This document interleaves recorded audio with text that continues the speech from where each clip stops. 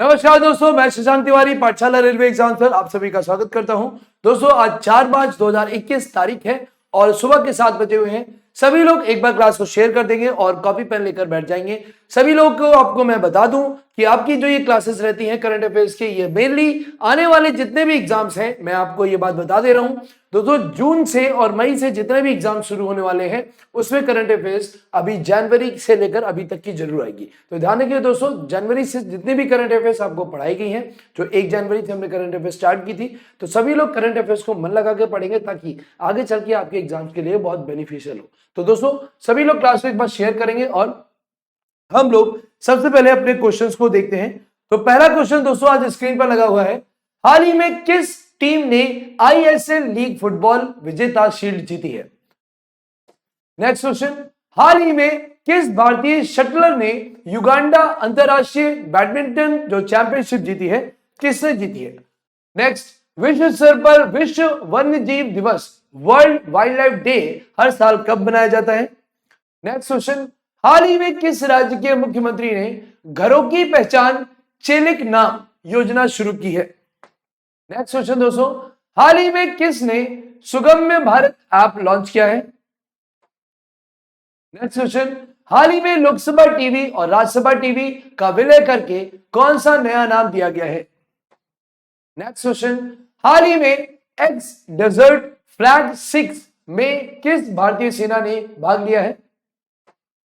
Next, हाल ही में किस राज्य सरकार ने एसटी एसटी छात्रों को छात्रवृत्ति देने हेतु अलग फंड की व्यवस्था की है। नेक्स्ट क्वेश्चन, हाल ही में किस राज्य सरकार ने निजी क्षेत्र की नौकरियों में 75% राज्य के युवाओं के लिए आरक्षण को मंजूरी दी है। और लास्ट क्वेश्चन दोस्तों, हाल ही में किस देश ने 140 मिलियन साल पहले के डायनासोर के जीवाश्म की खोज की है। तो दोस्तों आज के ये सारे आपके क्वेश्चन हैं। सभी लोग एक बार क्लास को शेयर भी करेंगे और मन लगा के पढ़ाई करें। शेयर करना हमारे लिए आपकी तरफ से एक गिफ्ट होता है और आपके लिए रात रात भर बैठकर मेहनत करना हमारी तरफ से डेडिकेशन होता है। तो अगर हम अपना डेडिकेशन करते हैं तो हम उम्मीद कर सकते हैं कि आप लोग भी क्लासेस को क्या करते हैं, शेयर करते हैं। तो दोस्तों पहला क्वेश्चन आज हम अपनी स्क्रीन पे देखेंगे और सभी लोग सारे पॉइंट्स को नोट डाउन भी करेंगे। फर्स्ट क्वेश्चन, हाल ही में किस टीम ने आईएसएल लीग फुटबॉल विजेता शील्ड जीती है। तो दोस्तों ध्यान रखिएगा, जो आईएसएल यानी कि इंडियन सुपीरियर लीग जो फुटबॉल टूर्नामेंट होता है दोस्तों, इस फुटबॉल टूर्नामेंट में इस साल जो इसका फाइनल हुआ वो हुआ था जीएमसी स्टेडियम जो कि गोवा में। तो जीएमसी स्टेडियम में दोस्तों गोवा में अभी जो हाल ही में मैच हुआ, उस मैच में मोहन बागान और मुंबई सिटी एफसी के बीच में मैच हुआ था। तो इस बार दोस्तों मुंबई सिटी एफसी जीती है। मुंबई सिटी एफसी का मतलब हुआ Mumbai city football club, Mumbai city football club. और दोस्तों इन्होंने जो हराया है वो रनर रहे हैं मोहन बागान। दोस्तों अगर मोहन बागान की बात करें, अगर हम लोग मोहन बागान की बात करें तो मोहन बागान क्या है, इंडिया का सबसे पुराना या एशिया का सबसे पुराना फुटबॉल क्लब है जिसको मोहन बागान कहते हैं, जो कि कोलकाता बेस्ड था। ध्यान रखिएगा दोस्तों, आज भी ये कोलकाता बेस्ड ही है और इसकी स्थापना 1889 में हुई थी। 1889 में इसकी स्थापना ब्रिटिश साम्राज्य द्वारा की गई थी और मोहन बागान उस समय का एशिया का और इंडिया का सबसे पहला फुटबॉल क्लब था। और शुरुआत में दोस्तों ये एक एथलेटिक क्लब के रूप में आया, उसके बाद ये फुटबॉल क्लब बना।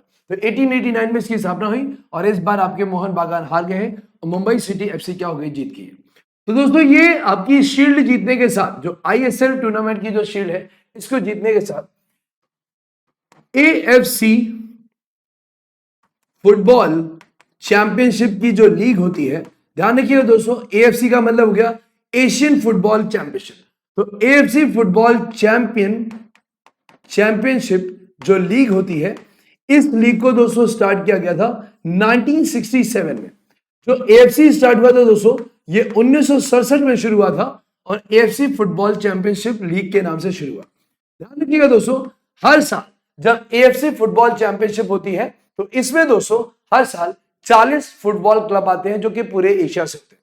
तो इसमें total 40 football club take part करते हैं और चूंकि आईएसएल को कौन जीता है, आईएसएल को मुंबई सिटी एफसी जीती है, ध्यान रखिएगा दोस्तों। एएफसी में मुंबई सिटी ने भी क्वालिफाई कर लिया है, तो मुंबई सिटी एफसी ने आईएसएल को जीतने की वजह से मुंबई सिटी एफसी ने एशियन फुटबॉल चैंपियनशिप लीग में क्वालिफाई कर लिया है।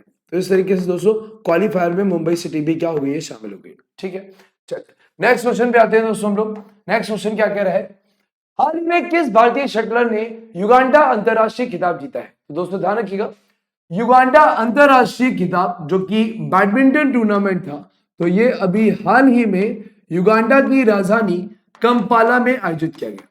और दोस्तों जब ये कंपाला जो कि एक राजधानी है किसकी, युगांडा की, कंपाला में जो टूर्नामेंट के फाइनल हुए उसमें इंडियन ओरिजिन के ही आपके दोनों प्लेयर्स ने टेक पार्ट किया था, जिनमें मालविका बंसोड़ दोस्तों ये विमेंस में जीती हैं, विमेन सिंगल्स में, और मेन सिंगल में वरुण कपूर जीते हैं, वरुण कपूर जीते हैं जो कि मेंस सिंगल्स में जीते हैं। तो इस तरीके से दोस्तों मेन सिंगल और विमेन सिंगल दोनों ही खिलाड़ी यहां पर दिए हैं, तो यहां आंसर हो जाएगा बोथ।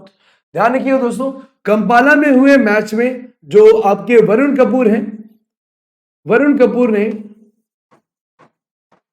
कपूर ने दोस्तों जिनको हराया है वो भी इंडियन ओरिजिन के ही हैं, जिनका नाम है दोस्तों शंकर मुथुस्वामी।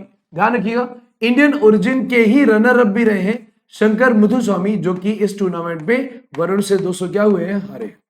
और इसके बाद अगर हम लोग देखें मालविका का नाम, जो कि महिला वर्ग में नंबर 1 पर रही हैं, तो मालविका ने जो हराया है वो अनुपमा उपाध्याय को हराया। अनुपमा उपाध्याय जो कि इस बार रनर अप रही हैं, तो यहां पर दोस्तों विनर और रनर जो युगांडा इंटरनेशनल बैडमिंटन चैंपियनशिप हुई है उसमें रनर और विनर सभी इंडियन ओरिजिन के हैं, जिसमें विनर्स में वरुण कपूर, रनर्स में शंकर मुथुस्वामी, फीमेल्स में मालविका और फीमेल्स में रनर रही है अनुपमा उपाध्याय। नेक्स्ट क्वेश्चन पे आते हैं दोस्तों। नेक्स्ट क्वेश्चन क्या कह रहा है, विश्व स्तर पर विश्व वन्य जीव दिवस यानी कि वर्ल्ड वाइल्ड लाइफ डे कब मनाया जाता है। ध्यान रखिएगा दोस्तों, हर साल 3 मार्च को एक संगठन है दोस्तों जो कि एक फंड के रूप में जाना जाता है, उसको हम लोग बोलते हैं वर्ल्ड वाइल्ड लाइफ डे। ध्यान रखिएगा दोस्तों, वर्ल्ड वाइल्ड लाइफ जो फंड है, इस फंड की स्थापना 1961 में की गई थी। वर्ल्ड वाइल्ड लाइफ फंड की स्थापना दोस्तों 1961 में ग्लैंड में की गई। ग्लैंड चूंकि आपका स्विट्जरलैंड में है, तो ये इसका मुख्यालय है। इसी वर्ल्ड वाइल्ड लाइफ फंड द्वारा हर साल 3 मार्च को डिक्लेयर किया जाता है दोस्तों, क्या 3 मार्च को डिक्लेयर किया जाता है वर्ल्ड वाइल्ड लाइफ डे। उद्देश्य क्या होगा, सभी को पता है उद्देश्य क्या है, कि विश्व भर में जितने भी वन्य जीव हैं और वन्य वनस्पतियां हैं उनका संरक्षण करना। तो 3 मार्च को हर साल वाइल्ड लाइफ स्पीसीज या वाइल्ड लाइफ एनिमल्स और इसके साथ साथ दोस्तों क्या जानवरों के साथ साथ वनस्पतियों का संरक्षण। तो इस उद्देश्य से दोस्तों हर साल क्या मनाया जाता है, 3 मार्च को वर्ल्ड वाइल्ड लाइफ डे मनाया जाता है। दोस्तों ध्यान रखिएगा, जब भी कोई साल में कोई दिवस मनाया जाता है तो उसका कोई ना कोई एक विषय होता है। तो इस बार का 2021 का वर्ल्ड वाइल्ड लाइफ जो डे है, इसका जो थीम था वो है फॉरेस्ट एंड लाइवलीहुड, यानी कि दोस्तों वन और आजीविका, सस्टेनेबल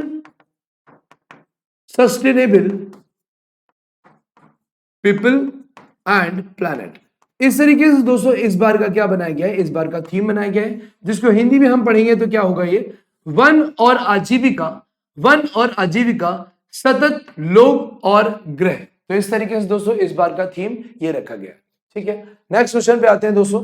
नेक्स्ट क्वेश्चन क्या कह रहा है, हाल ही में किस राज्य के मुख्यमंत्री ने घरों की पहचान चेलिक नाम इस योजना को शुरू किया है। ध्यान रखिएगा दोस्तों, उत्तराखंड की गवर्नमेंट के मुख्यमंत्री आपके त्रिवेणी सिंह रावत जी ने अभी हाल ही में घरों की पहचान चेलिक नाम से एक योजना शुरू की है। इस योजना की बात आपको दोस्तों बता दें, इसका नाम है, इसका जो हिंदी अर्थ है वो क्या है, बेटी का नाम ही घर की पहचान है। इस तरीके से बेटी का नाम ही घर की पहचान है। तो इस तरीके से दोस्तों हिंदी अर्थ इसका ये होता है। और इस उद्देश्य से या इस नाम से जो योजना शुरू की गई है दोस्तों, वो त्रिवेणी सिंह रावत जी, जो कि आपके मुख्यमंत्री हैं उत्तराखंड के, उन्होंने इस योजना को शुरू किया है। दोस्तों ये जो योजना शुरू हुई है, इस योजना की शुरुआत नैनीताल से की गई है। योजना की शुरुआत नैनीताल से की गई है, लेकिन दोस्तों ये योजना आगे फ्यूचर में पूरे उत्तराखंड में क्या की जाएगी, लागू की जाएगी। दोस्तों अगर हम लोग यहां बात करें कि इस योजना में है क्या, तो ध्यान रखिएगा, इस योजना के तहत इसका मेन उद्देश्य है विमेन एम्पावरमेंट, जिसको हम बोलते हैं महिला सशक्तिकरण, और इसके साथ साथ 32,000 जो विमेन ग्रुप्स है, जो महिलाओं के समूह हैं, उनको स्वरोजगार दिलाना ही इनका उद्देश्य है। तो 32,000 महिला समूहों को स्वरोजगार में बढ़ावा देना। इस तरीके से दोस्तों अगर एक तरीके से देखा जाए तो ये स्वरोजगार का जो बढ़ावा देने की बात हो रही है, ये एक आत्मनिर्भर भारत की पहल के तहत ही किया गया है।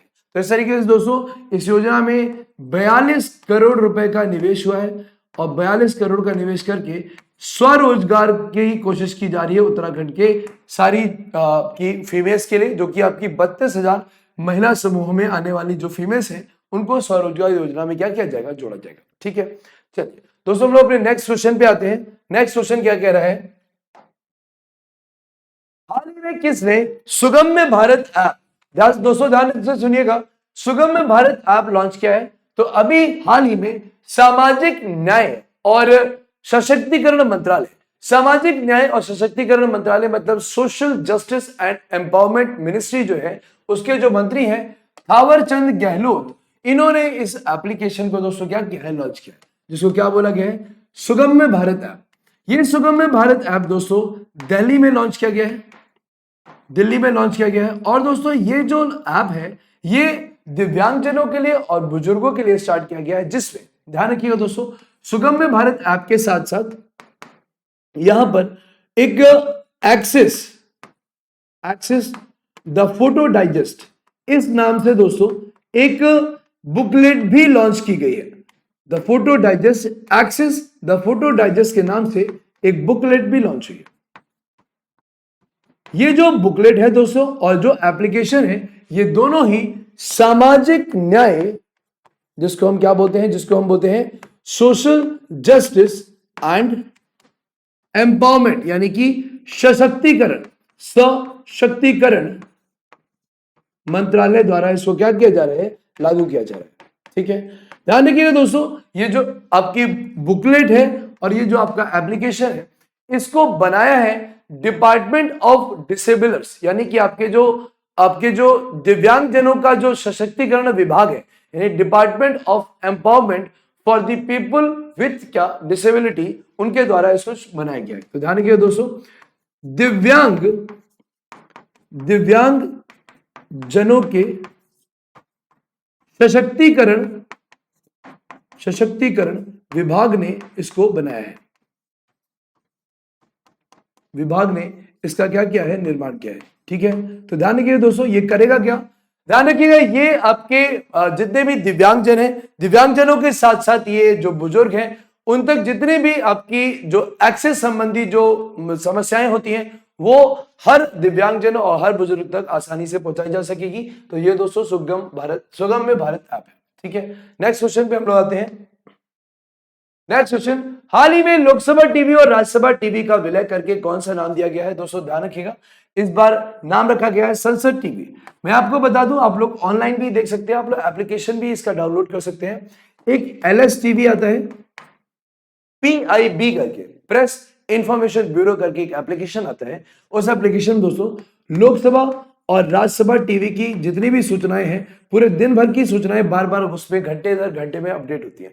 तो लोकसभा टीवी और राज्यसभा टीवी की जितनी भी जो प्रसारण की सूचनाएं हैं, जितना भी इनकी प्रसारण होता है, पूरे दिन भर होता है, अब उसको दोस्तों क्या कर दिया गया, उसको मर्ज कर दिया गया। और दोस्तों अब ये मर्ज करके क्या बनाया गया है, ये मर्ज करके बनाई गई है संसद टीवी। तो ये जो संसद टीवी बनी है दोस्तों, अब LS टीवी RS टीवी इनके अंदर एक साथ आएगी, और ये आपका 1 मार्च 2021 से प्रभावी हो गया है। तो दोस्तों अब क्या होगा, अब जो भी न्यूज आएगी वो पार्लियामेंट्री टीवी के नाम से आएगी, वो एलएस टीवी या आरएस टीवी के नाम से नहीं आएगी। ठीक है, इस प्रकार की जो घोषणा थी दोस्तों, ये घोषणा लोकसभा के अध्यक्ष और राज्यसभा के सभापति दोनों ने ही की थी, जिसमें आपके लोकसभा के अध्यक्ष दोस्तों कौन है, ओम बिरला जी हैं, जो कि कोटा की सीट से लोकसभा के मेंबर हैं, और राज्यसभा के सभापति जो हमारे माननीय उपराष्ट्रपति जी हैं वेंकैया नायडू ने इस बात की क्या की थी, घोषणा की थी, और इस बात की घोषणा करके अब एक जॉइंट आपका न्यूज बनाया जाएगा और एप्लीकेशन भी आएगा इसका संसद टीवी के नाम से। ठीक है, चलिए नेक्स्ट क्वेश्चन पे आते हैं दोस्तों। नेक्स्ट क्वेश्चन क्या कह रहा है, हाल ही में एक्स डेजर्ट फ्लैग 6 में किस भारतीय सेना ने भाग लिया? ध्यान रखिए दोस्तों, यहां पर किस भारतीय सेना यानी कि हमारी जो सेना है, सेना का कौन सा हिस्सा इसमें टेक पार्ट करने गया है? तो ध्यान रखिए दोस्तों, वायुसेना ने, इंडियन एयरफोर्स ने अभी एक्स डेजर्ट फ्लैग 6 नाम का दोस्तों एक एयरफोर्स एक्सरसाइज स्टार्ट की है। दोस्तों ये एक एयरफोर्स एक्सरसाइज है, और ये एयरफोर्स जो एक्सरसाइज है ये दोस्तों शुरू हुई है यूएई में, यूनाइटेड अरब अमीरात में। और दोस्तों यहां पर ये शुरू हुई है, उसका नाम है अल धापरा जो एयरबेस है, अल धापरा जो एयरबेस है, इसी एयरबेस पर दोस्तों क्या हो रही है, इस प्रकार की एक्सरसाइज हो रही है, जिसको हम लोगों ने क्या बोला है, जिसको एक्स डेजर्ट फ्लैग 6 के नाम से शुरू किया गया। फ्लैग 6 में दोस्तों क्या है, यूएई को हटा दे तो इसमें 6 अन्य देश भी शामिल हुए हैं, जिनमें हमारी इंडियन एयरफोर्स भी शामिल है। इसके साथ यूएई यानी कि अब 7 होंगे, अब 7 देश होंगे, यूएई, उसके साथ दोस्तों यूएसए, इसके साथ साथ फ्रांस की एयरफोर्स भी इसमें टेक पार्ट कर रही है। फ्रांस के साथ साथ दोस्तों बहरीन भी इसमें क्या कर रहा है, टेक पार्ट कर रहा है। और इसके साथ फ्रांस, बहरीन, और इसके साथ साउथ कोरिया भी इसमें क्या कर रहा है, टेक पार्ट कर रहा है। तो दोस्तों ध्यान रखिएगा, इस तरीके से आपके ये सारे देश क्या कर रहे हैं, ये सारे देश आपके एक्स डेजर्ट जो एक्सरसाइज है उस एक्सरसाइज में क्या कर रहे हैं, टेक पार्ट करेंगे। दोस्तों अगर यहां पर टेक पार्ट करने की बात की जाए तो यहां पर आपके IAF, UAE, USA, France, Bahrain, south Korea, सभी की एयरफोर्स बेस जो है वो अपने अपने विमानों का यूज करेंगे, और सऊदी अरब भी इसमें क्या कर रहा है, टेक पार्ट कर रहा है। इंडियन एयरफोर्स की अगर बात करेंगे तो इंडियन एयरफोर्स जिन विमानों को यूज कर रही है वो सुखोई 30 MKI यूज किया जा रहा है, जो कि इंडिया का सबसे अत्याधुनिक फाइटर प्लेन है। इसके साथ दोस्तों C-17 प्लेन का यूज किया जा रहा है, और इसके साथ हमारे इंडियन एयरफोर्स एक IL-78 नाम का विमान भी यूज कर रही है। ये बहुत पॉपुलर विमान है दोस्तों, इनके बारे में बता दें तो ये रिफ्यूलिंग प्लेन है। ध्यान रखिएगा, इंडिया के पास एक ही रिफ्यूलिंग आपका एक प्लेन है, जो कि हवा में उड़ान के दौरान ही किसी भी विमान को रिफ्यूलिंग कर सकता है, यानी कि हवा में उड़ने के साथ ही यह रिफ्यूल कर सकता है। दोस्तों इसके साथ एक और खासियत है इसकी, IL-78 एकमात्र ऐसा विमान है जहां पर दोस्तों फाल्कन अवाक्स नाम का एक रडार भी लगा हुआ है। और ये जो रडार है दोस्तों, ये दुनिया में सबसे पहले इस रडार को इजराइल ने बेचा था इंडिया को। तो सबसे पहले ये रडार इजराइल से निर्मित होकर भारत में ही आया था, और ये IL-78 पर ही सुसज्जित किया गया था। ठीक है दोस्तों, तो ये है हमारा क्या, एक्स डेजर्ट फ्लैग 6, जिसमें यूएई को छोड़कर 6 अन्य देश शामिल है। नेक्स्ट क्वेश्चन, हाल ही में किस राज्य सरकार ने SC/ST छात्रों को छात्रवृत्ति देने हेतु अलग फंड की व्यवस्था की? तो दोस्तों अभी हाल ही में उड़ीसा के मुख्यमंत्री नवीन पटनायक जी द्वारा, उड़ीसा के जो मुख्यमंत्री हैं नवीन पटनायक जी द्वारा इस योजना को क्या किया गया है, शुरू किया गया है।